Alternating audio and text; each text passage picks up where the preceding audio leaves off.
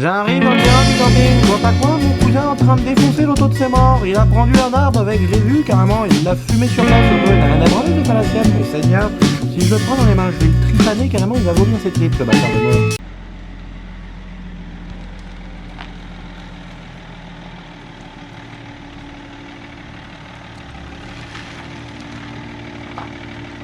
Ah, pas belle l'auto là. Viens voir. Je vais lui mettre un coup d'arrosoir l'auto. Tu sais ce que c'est un arrosoir? Regarde ce que c'est un arrosoir. Un arrosoir c'est ça un arrosoir. La dispersion à 5 mètres, il y a 50 mètres de dispersion de plomb. Ça c'est un vrai arrosoir. Par contre on garantit pas les poignées avec ça.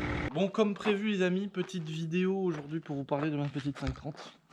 Ah je suis amoureux de cette voiture, vraiment je la voulais depuis longtemps et je suis trop heureux.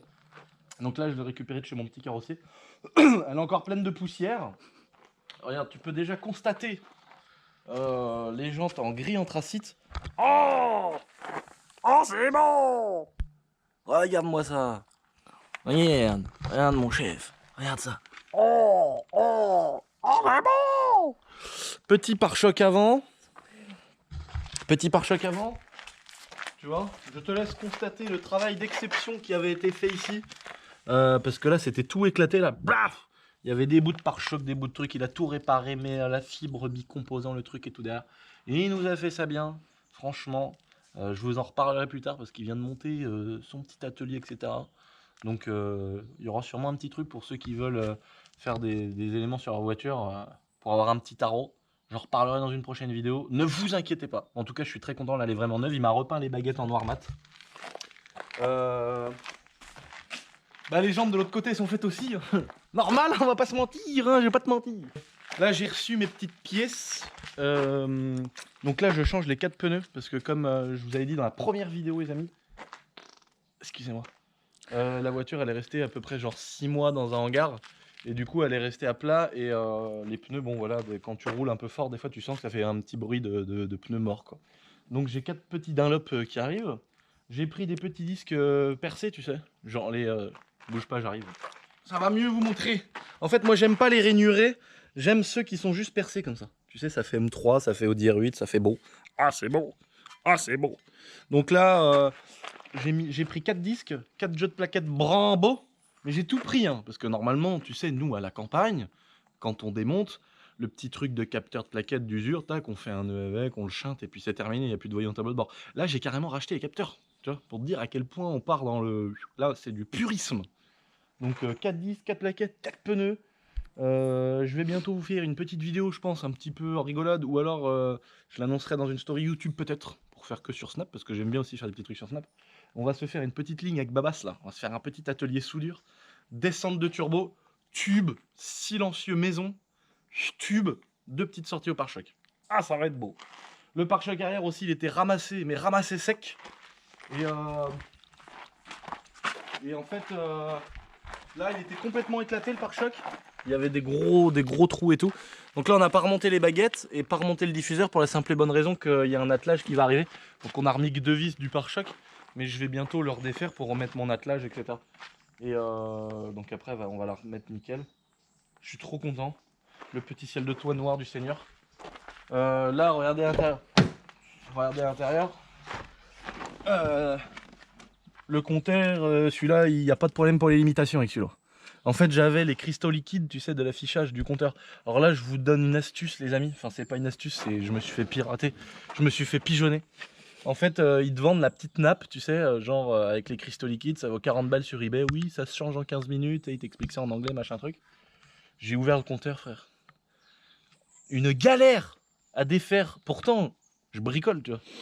Ils te disent 10 minutes, mais c'est des menteurs. J'ai mis la petite pince comme il faut sur l'axe du moteur pour tirer l'aiguille du compteur. J'ai sorti l'axe avec le ressort, j'ai tout cassé. Bon, la finalité, c'est que j'en ai pour 369 € chez un professionnel qui m'a tout refait. La nappe, maintenant que je l'ai ouverte du papier, on ne peut plus la coller dessus. Enfin, il faut le matos spécifique, il faut l'outillage, il faut le savoir-faire. Vous lancez pas dans la réparation d'un compteur, faites-le faire direct, ça vous coûtera le double sinon. Et le seuil de porte, tu vois. Parce que là, c'est quand même une voiture qui a 200 000, donc tu vois, les petits joints, tout ça, là, tu vois, tout ça, ça se casse. Donc là, j'ai recommandé les seuils de porte chez BM.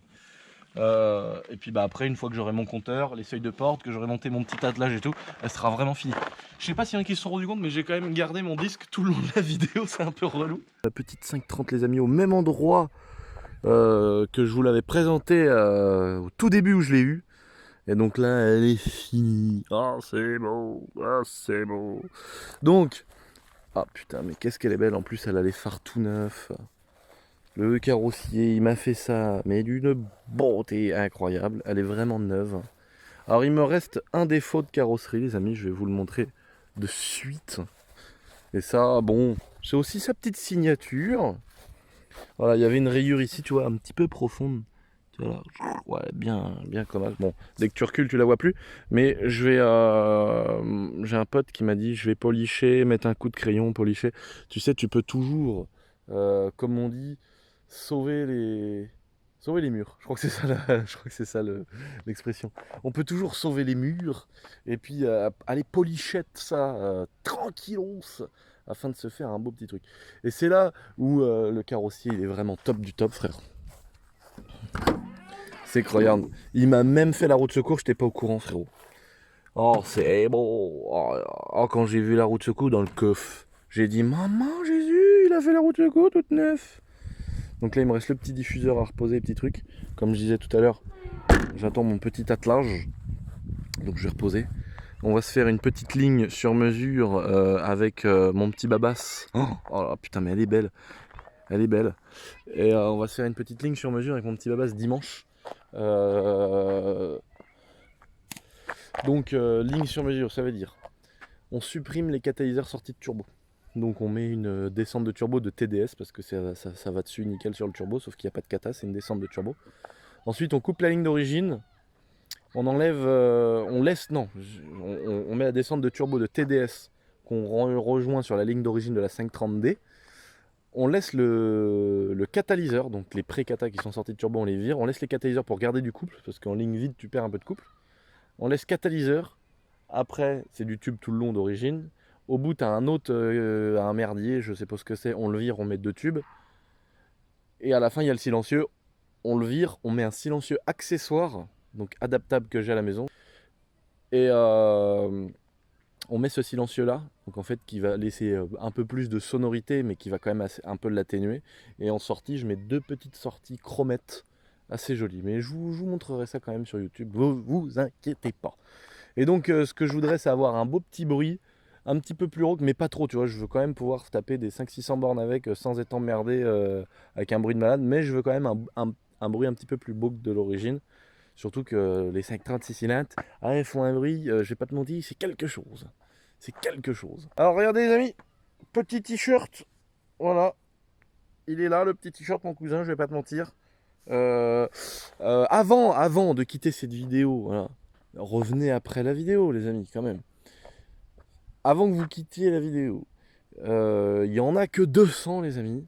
Ils sont sur le site internet. Vous pouvez y aller, c'est disponible. En plus, on les a à la maison. C'est-à-dire qu'il n'y a pas des délais de malade parce que ils sont à la maison. Donc voilà. Vert, j'aime beaucoup. Avec la petite bougie du Seigneur, les ailes. Le gogo, c'est beau. Ah, c'est beau. Ah. Juste les 2 petits montants derrière là-bas là, qui sont de la couleur du ciel de toit que je vais donner à mon pote cellier qui va juste me recoller un petit peu parce que tu vois ça se dépouille un peu. C'est normal, tu vois, comme genre ici là, tu vois, si tu regardes ça fait des petits plis là. Ça je vais le démonter, il faut juste recoller le tissu. Mais le ciel de toit en lui-même lui il bouge pas. Donc ça c'est vraiment top. Et par rapport à la première vidéo où je disais oui c'est la voiture de mes rêves, j'ai enfin acheté la voiture de mes rêves et tout. Il y en a plusieurs qui m'ont dit mec c'est ouf quand même, t'as une Ferrari Testarossa et la voiture de tes rêves c'est une 530D. Mais en fait je pense qu'il y a certaines personnes qui n'ont pas trop compris qui j'étais. Et qui pensent que je suis quelqu'un tu sais qui est là, qui a de la thune et tout frère. Mais dis-toi que quand j'avais 18 ans mec, une 530D comme ça en Pacem d'orige, pour moi c'était une chiron frère. Tu vois ce que je veux dire, c'est comme ma 103, il y a plein de gens qui me disent mais mec t'as des motos mortelles et tu te refais une 103. Mais tu peux pas comprendre frère ce que c'est, enfin les gens qui disent ça ils peuvent pas, enfin je pense qu'ils comprennent pas que ça a un truc de ouf dans nos têtes à nous, de gars qui ont grandi avec des 103, combien d'abonnés à moi j'ai vu m'envoyer des messages, des mails en me disant putain j'ai refait une 103, tu m'as trop donné l'envie, je me suis refait une brelle et tout. Même si c'est une moto qui va pas rouler souvent, parce que c'est sûr que l'accélération, même avec une 103 comme les miennes, préparée de bâtard et tout, c'est sûr que ça sera jamais l'accélération d'une 450 ou de ce que tu veux. Mais c'est le kiff. Moi je l'ai fait uniquement parce que quand j'avais 14 ans, je roulais avec cette 103, celle que je refais. D'ailleurs le dernier épisode, l'épisode final va bientôt arriver les amis. Et je roulais avec cette 103 et je me disais putain, si un jour j'ai les moyens, je me ferai un truc de baisaille dessus. T'imagines, aujourd'hui j'ai les moyens et j'ai même pas payé pour la faire. Oh c'est bon. Oh c'est bon. Et je suis trop heureux quoi, d'avoir eu la 103 de mer et j'en ai rêvé, ça me fait kiffer. Et c'est sûr que c'est une mob qui va passer 99% de son temps dans mon salon ou posée le long d'un mur ou je sais pas où, mais où je vais la regarder et je vais prendre presque plus de plaisir à la regarder en me disant putain elle est neuve, plutôt qu'aller la prendre et faire mes trajets du quotidien, tu vois. C'est sûr que pour aller travailler ou pour aller chercher le pain, si pour aller chercher le pain c'est bien, mais pour aller faire d'autres trucs c'est chiant. Mais ça va être une meule de la mort, ça va être magnifique, je suis trop content de pouvoir me faire ça. Et donc la 530 c'est pareil, je suis pas moi quelqu'un qui a vécu dans la thune, tu sais, dans l'argent, dans les machins et trucs. Donc moi j'ai une certaine valeur des choses si tu veux, qui fait que la Testarossa, mais même moi des fois je m'en remets pas, tu vois, même moi des fois je me dis mais mec c'est ouf, c'est trop ouf que t'aies une Testarossa, c'est un truc de baiser. Et je la regarde, je la kiffe, je la roule pas tout le temps, je suis trop heureux de l'avoir, tu vois, aussi ma Ferrari. Mais la 530, ça c'est vraiment mon kiff, tu vois. C'est vraiment la voiture où autant la Ferrari, tu sais, de la sortir, de me dire ah putain, je suis pas du genre à dire je la prends pas pour pas lui mettre des bornes, tu vois, mais tu sais que c'est une caisse qui vaut cher, s'il y a un truc, ça casse les couilles, tu vois ce que je veux dire. C'est vrai que la 530, c'est une voiture, j'ai envie de lui mettre des bornes, j'ai envie de rouler avec, elle est classe, c'est vraiment la voiture qui me plaisait, surtout avec cette config là comme elle est et tout. Et bah je kiffe trop rouler avec ça quoi. Je suis vraiment trop heureux d'avoir cette petite 530. Moi je connais des gens qui ont des Mercedes C63, qui ont des grosses caisses, qui ont des X6M, des trucs comme ça. Et les mecs ils sont dégoûtés quoi. Ils disent ouais non c'est de la merde. Ouais mais j'ai pas l'intérieur cuir rouge. Mais frère tu roules en X6 mec, c'est génial, tu devrais trop être heureux mec. Tu vois, il y a des gens, enfin, tu vois, les gens qui disent mec, tu roules en Ferrari et tu rêvais d'une 530, tu sais, d'un dire, on comprend pas. Et ceux qui disent ça, frère, je sais pas, tu dois rouler en Chiron, tu dois être gavé de tout, frère. Moi, une 530 comme ça, mec, je suis fou de l'avoir, je suis trop heureux de me dire que c'est la mienne. Bien sûr qu'aujourd'hui, avec le travail que je fais sur YouTube, avec mon site internet, avec les investissements que je fais à droite, à gauche, bien sûr que si je veux, je m'en paye une. C'est pas une voiture que tu t'achètes une fois en te disant ah putain là j'ai mis 50 000 dedans. Non, c'est sûr, c'est pas des voitures chères. Mais c'est pas la valeur qui compte là, c'est le kiff que t'as pour la caisse. Genre Babas, vous voyez, Babas, il a une 335i qui fait plus de 400 chevaux. Et lui, il a un truc avec les Mégane 1. Babas, les Mégane 1, c'est toute sa vie, frère. Il est fou, il est en 330. Moi, combien de fois? Mais je vous jure que c'est vrai, je vous promets que c'est vrai, mais il y a encore des gens qui vont pas me croire. Mais combien de fois Babas, avec sa 335i, qui est quand même très jolie, tu vois, combien de fois je l'ai vu s'arrêter sur le bord de la route et regarder la Mégane 1 et me dire oh bâtard, oh c'est une feeling ou je sais pas quoi, tu sais, les séries bizarres là. Oh là là, c'est une feeling cab, capote de la même couleur que la carrosserie. Oh le bâtard, il a les sièges comme ci ou comme ça. Oh, c'est un 2 litres 16S, t'es mort. T'es mort, il fait 140 chevaux l'auto. Je vous jure que c'est vrai, Babas, il est fou des Mégane 1 cab. Ta voiture, que t'en veux une, t'en as une, c'est ton kiff. Et ça me prend le feu derrière. Merde. Ah, le bâtard, il a raison, Narwano. C'est toi qui prends le feu. C'est le charbon. Ah merde. Merde. Non, mais mon petit Babas, là, tu m'as pas bien répondu. Ah je sais pas, c'est mon voiture que j'aime bien. Hein? C'est mon voiture que j'aime bien. Qu'est-ce qui se passe? Rien, on tourne. Sur une île déserte. Une cabrioling. Une cabrioling. Ah, une Mégane 1 face de coupé. Ouais. Ah oui. C'est ça ta voiture Ouais. qui kiffe. Ouais, grave. C'était Mégane 1 face de câble. Voilà, c'est C'est la ça. vie. Voilà, bon, voilà. Je pensais qu'elle allait répondre plus vite, mais à mon avis, c'est ça, c'est son petit plaisir, tu vois. Là, on a tous nos petits trucs. Moi, je sais que c'est ça. Il y a un autre truc que je me paie un jour. Tu vois, mon papa qui n'est plus là, pour ceux qui se poseraient la question. Il y en a beaucoup qui se posent des questions. Il y a beaucoup de nouveaux, donc c'est pour ça que je le dis régulièrement. Mon papa, c'est Thierry Vigneault, en fait. Mon père s'appelait Thierry Vigneault et moi, je suis son fils. Et en hommage à mon papa, c'est pour ça que j'ai appelé ma chaîne YouTube et tous mes réseaux Thierry Vigneault Boiserie. Et la boiserie, là j'explique tout les miens. La boiserie, c'est un délire sur les intérieurs de voitures. Tu vois, là, c'est sur ces voitures-là, c'est du gris en alu brossé, mais sur les phases 1, les vieilles, les TDS, là, c'est de la boiserie. Et vu que je trouvais ça moche, c'est parti d'un délire de boiserie, etc. Mais peut-être qu'un jour je ferai une vidéo où j'expliquerai mieux tout ça. Et mon papa, lui, il était fou. Mais mon père avait moins le côté automobile, si tu veux, que moi. Il était moins mon daron dans le délire, avoir des grosses caisses, avoir des bécanes de fou, tout ça. Lui, mon père, il voulait un truc qui roule bien tous les jours. Et il avait un problème, c'était les BX. Mon père était fan des BX, frère. Mon père, tu lui parlais des 1600 TRD, des 19 TRD. Là, mon père, il disait, ah ouais, alors attends, là, c'est tous les 30 000, c'est les sphères. Mais alors, par contre, c'est un confort inégalable. Et ça, mon daron, il était fou des BX. Et un jour, je m'achèterai une BX GTI, 16 soupapes, 160 chevaux, 4 roues motrices, neuve. Enfin, neuve, tu vois ce que je veux dire, quoi. Quand elles ont 200 000, pour moi, elles sont neuves. Donc, une très propre, je veux dire, très très propre, comme ma 530. En hommage à mon papa, et je la roulerai en voiture du dimanche. Et les gens dans la rue, ils me jetteront des cailloux, frère. Ils se diront, mais putain, le mec, ce mec-là, on le voyait l'année dernière, il roulait en Ferrari, aujourd'hui, il est en BX, quoi. Il a tout cramé, frère. Alors que je prendrais plus de plaisir dans ma BX que dans ma Ferrari, tu vois. Et bon, après, il y a des gens qui ne comprennent pas, mais nous, on s'en branle, frère, on n'a rien à prouver à personne. Tu sais, il y a un truc dans notre... comment dire, moi, je parle de mon expérience à moi. Il y a un truc que les gens se battent dans une quête de popularité, dans une quête de fortune, mais pas réelle, tu vois. Les gens veulent juste montrer qu'ils sont riches. Enfin, moi, je parle pour moi, je parle dans ma ville, je parle pour les gens que je connais, les gens que j'ai fréquentés, les gens que j'ai vus dans des rassos, dans des soirées, dans des trucs. La plupart des gens aujourd'hui sont comme ça, ils veulent faire croire à tout le monde qu'ils sont riches, tu vois. Et il y a beaucoup de gens autour de moi aussi, vu que les gens voient que j'ai toujours eu des belles voitures, je me suis toujours débrouillé pour avoir des trucs à droite à gauche, eux, dans la tête de certaines personnes, ça y est, moi je suis riche, tu vois. Je suis quelqu'un de riche, ça y est, c'est terminé, je suis fait, lui on parle plus, enfin tu vois, je veux dire, il n'y a plus à discuter.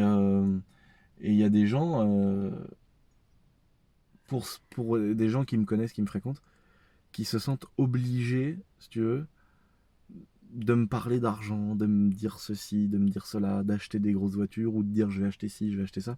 Tout ça pour que je les considère, tu vois. Comme si j'allais pas les considérer s'ils me disaient bah, je suis à découvert ou je roule en 205 parce que j'ai pas les moyens d'avoir mieux. Comme si j'en avais quelque chose à branler, tu vois. Comme si j'allais dire oh trop cool, tu vas acheter une RS3, je vais monter dans ta RS3. Je m'en bats les couilles. Je m'en bats les couilles. C'est pas parce que tu vois, c'est parce que je suis pote avec ces gens-là qu'il faut que les gens aient de la thune, j'en ai rien à foutre, tu vois.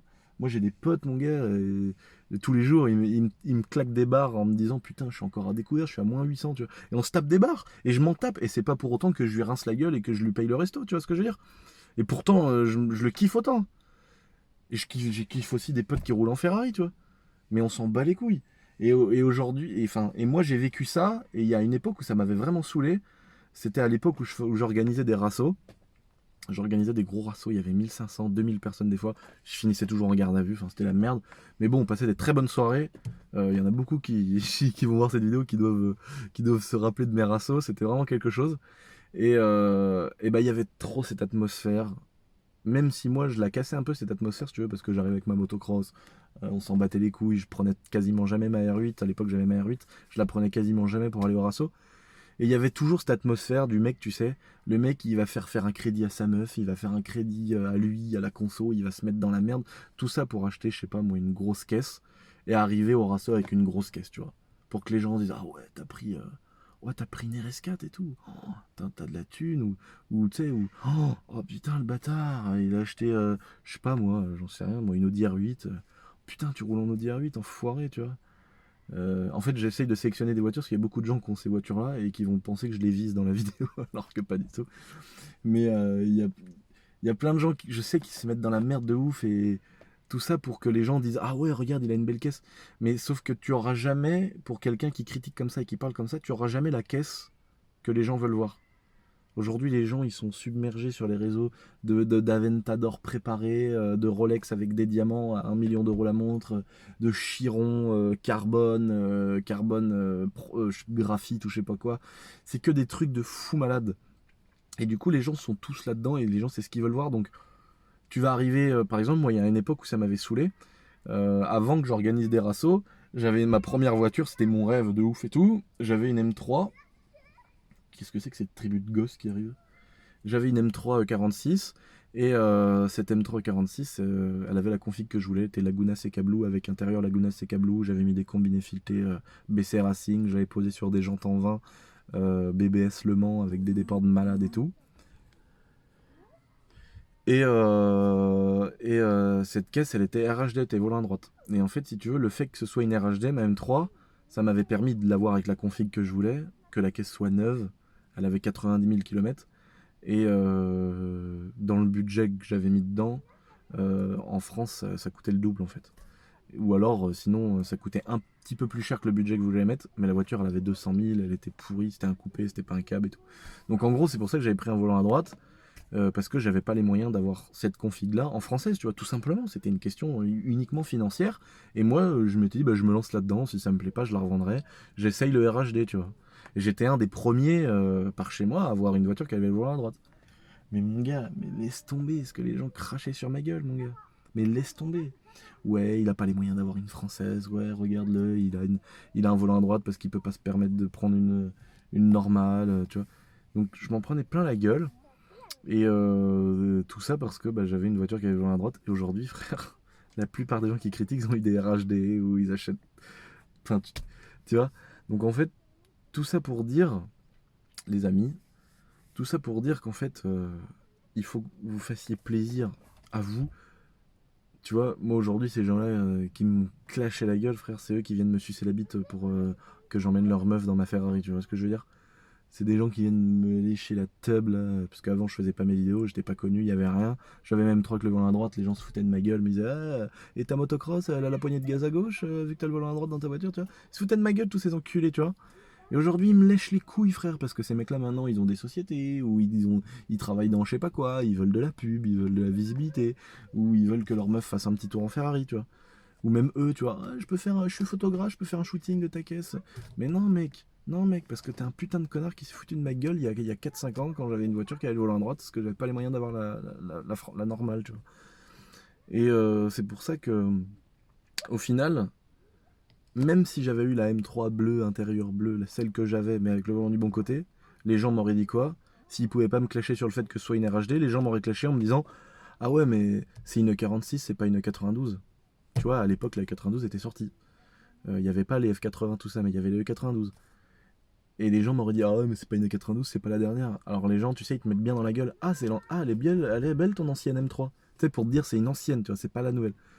Et tous ces gens-là, en général, qui clashent, c'est des gens qui ont des poubelles, hein, tu vois, qui ont des voitures de merde. Et donc, tout ça pour dire, les amis, vous prenez pas la tête, parce que je sais que vous êtes beaucoup à réfléchir avant que la voiture vous fasse plaisir. Vous êtes souvent à réfléchir à acheter une voiture pour paraître pour un beau gosse. Vous êtes souvent à acheter une voiture en vous disant ouais, je vais pas me faire clasher parce que j'achète ça. Ouais, mais si je prends un RHD, les gens vont se foutre de ma gueule. Prends ce que tu veux, frère. Prends ce que tu veux, frérot. Tu t'en bats les couilles des gens qui te critiquent. Imagine-moi, mec, il y en a combien de gens qui me critiquent, qui tu sais. Puis c'est normal, tu vois, j'en joue aussi, tu vois, quand je fais une vidéo avec un chibre sur le front en train de courir tout nu dans H&M.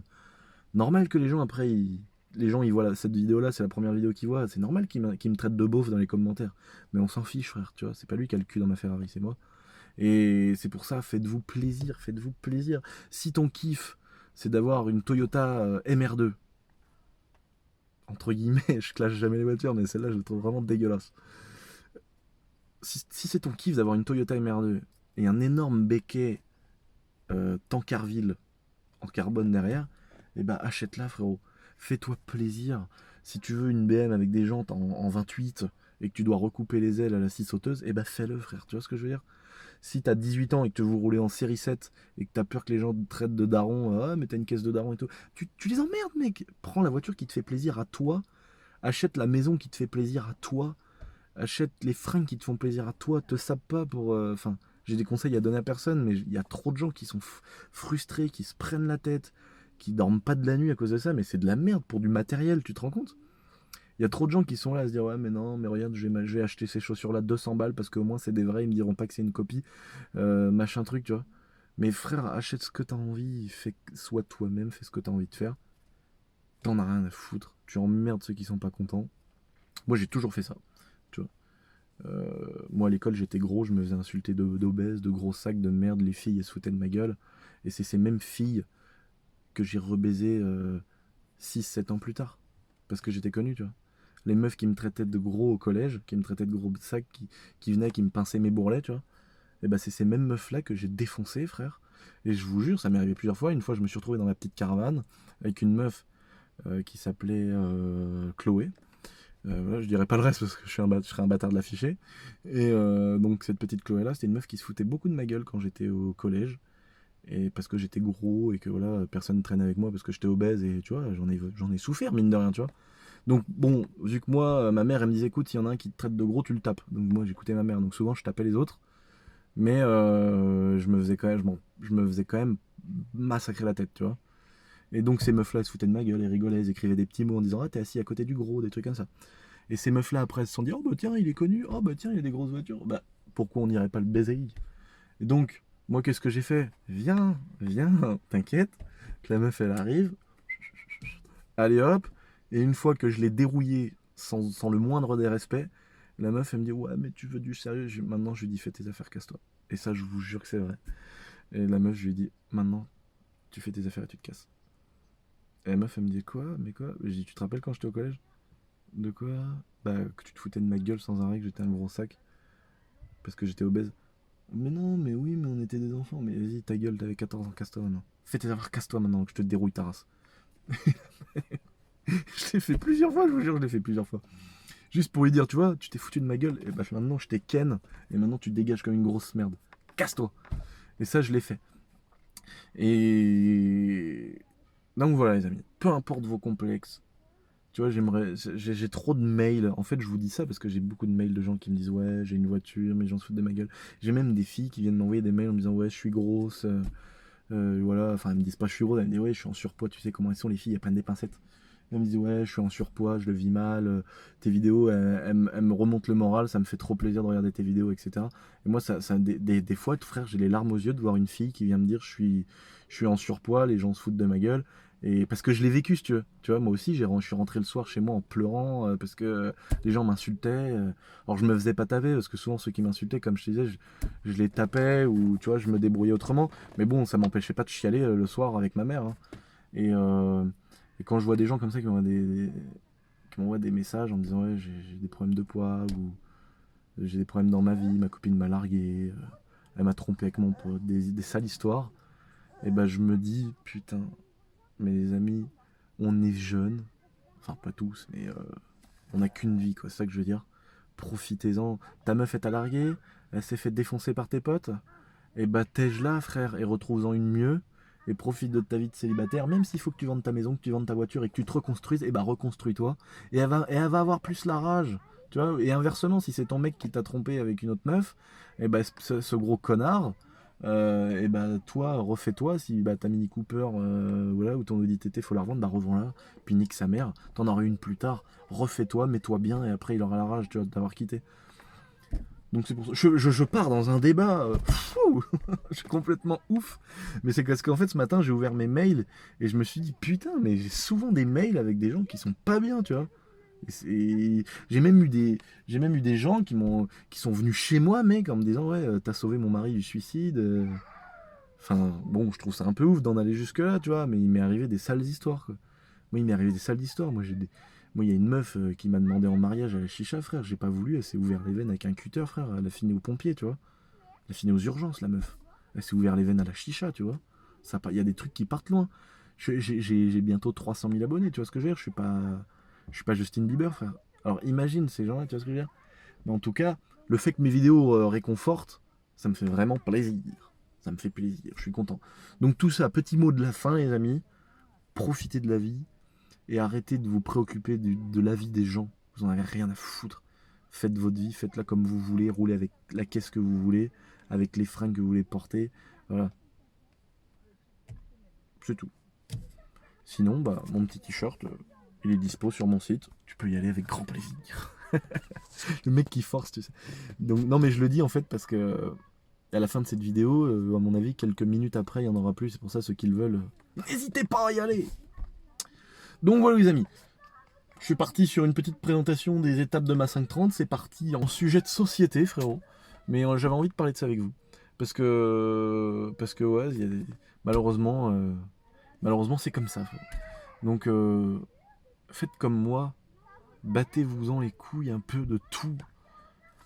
Pas de trop, parce qu'après, les gardes à vue, c'est trop souvent revenu. Mais voilà. Kiffez, c'est tout. Les autres, vous les emmerdez. Allez, tempête! Bon, petit arrivage les amis, il y a eu des vacances, oui, il y a eu des vacances, oui. Alors pas pour nous, ça sachez-le. Mais les collaborateurs qui nous fournissent le matériel et qui font les décos étaient en vacances. Donc il y a eu un petit peu de retard, on s'excuse. Mais voilà, regardez ça. Ah, c'est beau. Là tout est là. Tout ça c'est parti déjà mon chef, je vais pas te mentir. Hein. Puis là il y en a encore là-dedans. Puis on a encore des cartons là, des cartons là. Il y a de quoi s'occuper, hein, je vais pas te mentir. J'ai marbré l'auto. Je vois pas quoi un bélier dans mon champ. Je me dis michto, je vais pouvoir aller à l'Emirates, fumer une petite chicha sur le toit du bélier. Quelle beauté, regarde ça, y a rien de mieux comme moyen de locomotion, monseigneur. Quelle beauté. Je vais pouvoir aller en ville avec ça, me balader, y a même pas besoin de permis ni d'assurance. Je te jure, c'est une affaire en or de faire des choses.